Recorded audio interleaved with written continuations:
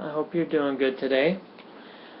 Today we're going to look in Galatians chapter 5, and I'll start at verse 1. It says, "It is for freedom that Christ has set us free." That can be a little bit confusing. It is for freedom that Christ has set us free. Now another version says, Christ has set us free to live a free life.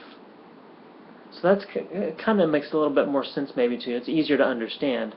Christ set us free so that we can live a free life. And then down in verse 13 it says, "You, my brothers and sisters, were called to be free." And then it tells you what we need to do with that freedom. "But do not use your freedom to indulge the flesh. Rather, serve one another humbly in love."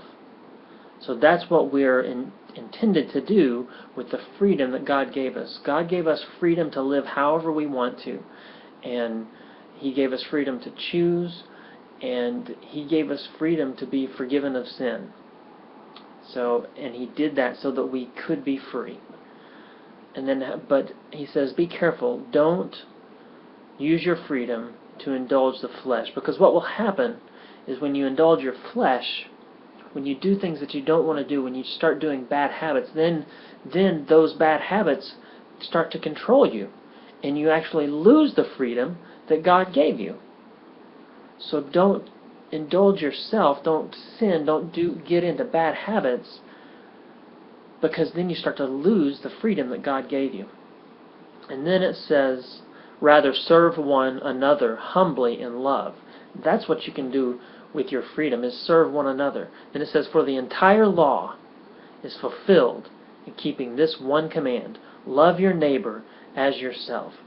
So just a little background here. This is in the book of Galatians, and Paul is writing to Christians who were Jews. Their background is Judaism.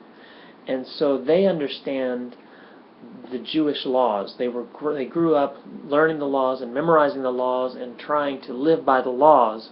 But then Jesus came and He set them free from that law. He gave them freedom.